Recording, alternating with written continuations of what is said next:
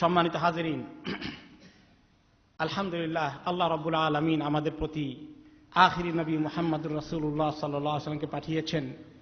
সারা সৃষ্টির সেরা আল্লাহর সৃষ্টি তিনি। সমস্ত মাখলুকদের মধ্যে আল্লাহ তাআলা যাকে পছন্দ করেছেন রাহমাতুল লিল আলামিন করে, খাতামুন নবীয়িন করে পাঠানোর জন্য, সে নবী মুহাম্মদ সাল্লাল্লাহু আলাইহি ওয়াসাল্লামকে আল্লাহ তাআলা কত উন্নত চারিত্রিক গুণাবলী দিয়ে সৃষ্টি করেছেন। আল্লাহ তাআলা তাকে কত সম্মানিত করেছেন। সেই নবী মুহাম্মদ সাল্লাল্লাহু আলাইহি ওয়াসাল্লামকে ওনার যখন থেকে তিনি নবুয়ত পেয়েছেন, যখন থেকে তিনি ওয়াহি লাভ করেছেন, যখন থেকে তিনি কোরআনের দাওয়াত দেওয়া শুরু করেছেন, তখন থেকেই তার বিরুদ্ধে দুশমনি শুরু হয়েছে। যে আরবের লোকেরা তাকে আল আমিন খেতাব দিয়েছিল, তারাই তার বিরুদ্ধে কুৎসা রটনা করে তাকে তারা হত্যা করতে চেয়েছে, তাকে তারা মারধর করেছে, তাকে তারা নির্যাতিত করেছে। কিন্তু তাকে আল্লাহ রাব্বুল আলামিন হেফাজত করেছেন। ওনাকে মোকাবিলা করতে হয়েছে, যা মোকাবিলা করেছেন আগের জামানা সমস্ত নবী রাসূলগণ। আল্লাহ তাআলা সূরা ইয়াসিনের 30 নম্বর আয়াতে বলেছেন, মানুষের জন্য আফসোসের বিষয়, যখনই তাদের কাছে কোনো নবী রাসূল আসে তারা তাকে উপহাস করেছে, ব্যঙ্গ করেছে, তার বিরুদ্ধে তারা কুৎসা রটনা করেছে। শুধু তাই নয়, ষড়যন্ত্র করেছে হত্যা করার জন্য, নিঃশেষ করে দেওয়ার জন্য।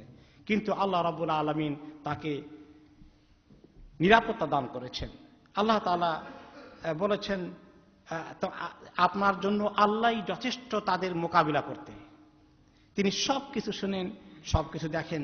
সূরা আল বাকারার 2 নম্বর আয়াতে আল্লাহ তাআলা বলেছেন। অন্য আয়াতে সূরা আল মায়েদার 5 নম্বর আয়াতে আল্লাহ তাআলা বলেছেন যে আল্লাহ তাআলা মানুষের ষড়যন্ত্র থেকে আপনাকে হেফাজত করবেন।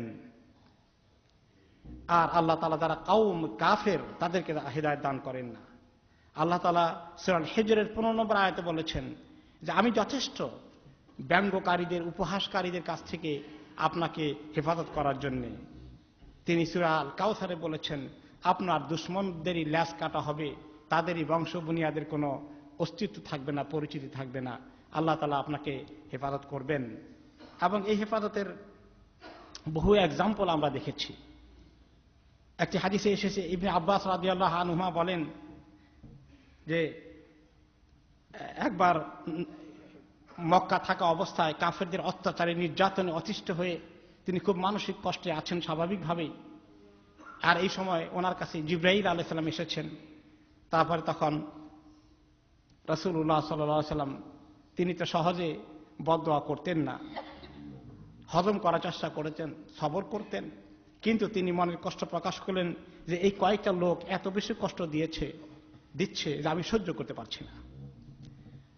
রাসূলুল্লাহ সাল্লাল্লাহু আলাইহি সাল্লামকে জিবরাইল আলাইহিস সালাম বলেন, আমাকে কে কে আপনাকে বেশি কষ্ট দিচ্ছে আমাকে ইশারা করে দেখিয়ে দেন। তখন তিনি 5 জনকে দেখিয়ে দিলেন। এই 5 জনের নাম, একজন হচ্ছে ওয়ালিদ ইবনে মুগীরা, আরেকজন হচ্ছে আসওয়াদ ইবনে আব্দুল মুত্তালিব, আরেকজন হচ্ছে হারিস আস-সাহমি, আরেকজন আসি ইবনে ওয়াইল। জিবরাইল আলাইহিস সালাম তিনি একজন করে দেখালেন, আর জিবরাইল আলাইহিস সালাম বললেন এইটার এখান দিয়ে শুরু হবে, তারপরে এইভাবে শেষ হবে, এখান দিয়ে ওই অঙ্গ দিয়ে শুরু হবে, এইভাবে শেষ হবে। তিনি শুধু ইশারা করলেন। তো রাসূলুল্লাহ সাল্লাল্লাহু আলাইহি সাল্লাম বললেন যে সামান্য এতটুকুনি কি হবে এগুলোর, এতে কি তারা মরে যাবে? এরপরে কয়েকদিন মাত্র গেল। তারপরে ওয়ালিদ তখন সে খোজা এলাকা দিয়ে যাচ্ছিল, খোজা কবিলার ওখান থেকে। আর একটা লোক সেখানে তার তীরকে ঠিক করতেছিল। তীরকে রেডি করা অবস্থা, তীরটা ছুটে গিয়ে তার গায়ের মধ্যে পড়ল, আর সেই তীরের আঘাতেই তার তাৎক্ষণিক মৃত্যু হয়ে গেল। আসওয়াদ ইবনে আব্দুল মুত্তালিব সে একটি গাছের নিচে আশ্রয় নিয়েছিল, শুয়েছিল। হঠাৎ করে সে উঠে গেল, ঘুম থেকে উঠে বলল, ছেলেদেরকে ডাকলো যে আমাকে সাহায্য করো, আমি তো মরে যাচ্ছি। বলে কি হয়েছে? বলে যে চোখের মধ্যে কি পড়েছে। তারা কত খোঁজাখুঁজি করলো, চোখের মধ্যে কিছুই পাওয়া গেল না। তারপরে তারা বলল যে কিছুই দেখি না, কিন্তু সে চিৎকার করছে। আর এক পর্যায়ে আল্লাহ তাআলা তার চোখকে অন্ধ করে দিলেন এই ছোট একটি কুটার কারণে। আসওয়াদ ইবনে ইয়াগুস তার মাথার মধ্যে ফোড়ার মতো উঠল, আর সেই ফোড়ার কারণে ক্যান্সার হয়ে তাতেই সে মারা গেল।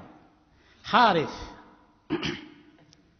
তার পেট থেকে এমন তার প্যাট ছুটল, প্যাট ছুটতে ছুটতে সেখানেই সেই মারা গেল। এরপরে আসি দ্য লাস্ট ওয়ান, সে তায়েব গিয়েছিল, সেখানে এগেইন তার পায়ের মধ্যে একটা কাঁটা ফুটেছিল, ওই কাঁটার কারণেই, সেই কাঁটার বিষের কারণেই তার মৃত্যু হয়ে গেল। এইভাবে আল্লাহ তাআলা ওনাকে রক্ষা করেছেন। কিন্তু আমরা দেখি ওনার মৃত্যুর পরও পৃথিবীতে যুগে যুগে ওনার চরিত্রের উপরে আঘাত করে ওনাকে ব্যক্তিগত কুৎসার টার্গেট বানিয়ে তার বিরুদ্ধে ষড়যন্ত্র করা হয়েছে।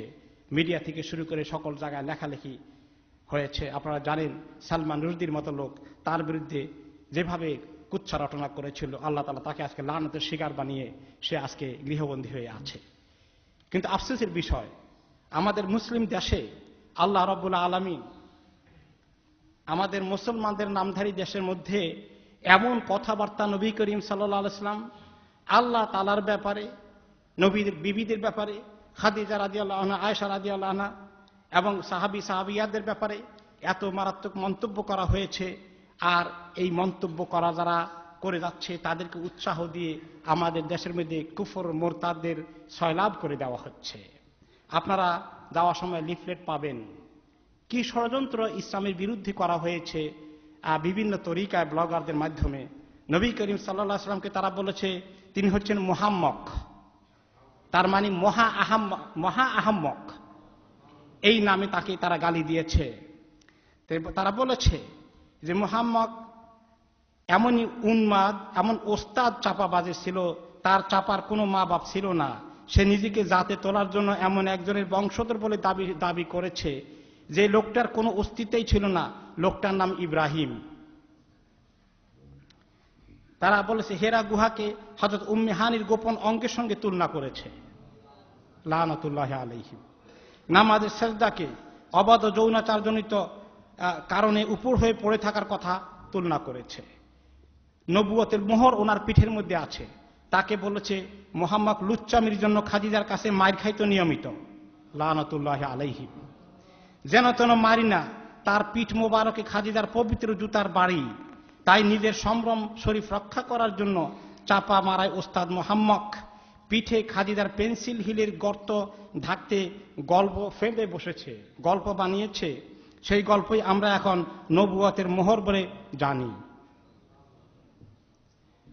এইভাবে করে তারা আল্লাহ তাআলাকে পর্যন্ত তারা আক্রমণ করে বলেছে আল্লাহ গাঁজা খায়, নাউজুবিল্লাহ, যে আল্লাহ আমার বিছানার নিচে এখন শুয়ে আছে।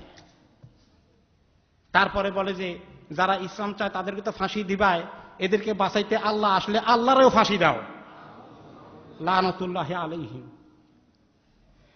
দুই একটা জিনিস মাত্র পড়লাম, খুতবা থেকে পড়ার মতো জিনিস না। আপনারা দেখবেন কি ধরনের মুরতাদদের আবিষ্কার হয়েছে মুসলমানদের দেশে। কোন কুফর দেশে, কাফিরের দেশে, ইউরোপ আমেরিকায় কোন জায়গায় আল্লাহ নবীকে নিয়ে এই 1500 বছরের ইতিহাসে এমন গালিগালাজ করা হয় নাই, তার চরিত্রের মধ্যে এমন কলঙ্ক লেপন করা হয় নাই। আমাদের মুসলিম দেশে হয়েছে। আর তাদেরকে আজকে হিরো বানানো হচ্ছে, যারা আল্লাহর নবীর বিরুদ্ধে দুশ্মনী করেছে, আল্লাহর বিরুদ্ধে কলম ধরেছে, কোরআনকে অবমাননা করেছে, দিন ইসলামকে নিয়ে ব্যঙ্গ করেছে। আল্লাহর কাছে কি জবাব দেব আমরা? এই উম্মত কি জবাব দিবে আল্লাহ তাআলার কাছে?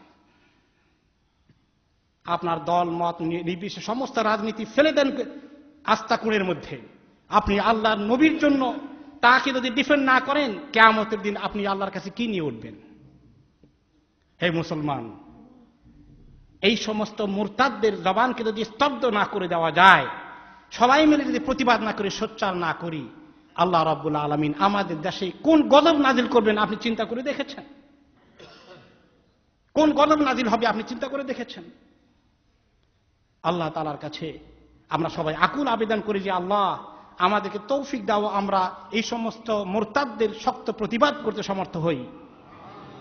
আর সমস্ত মিডিয়াগুলো যারা আজকে এই মুরতাদদের গুণগান গায়, তারা এগুলো দেখে না, তারা শুনে না, তারা আল্লাহ এবং আল্লাহর দ্বীনের পক্ষে, আল্লাহ নবীর পক্ষে তারা কোনো গুণগান গায় না।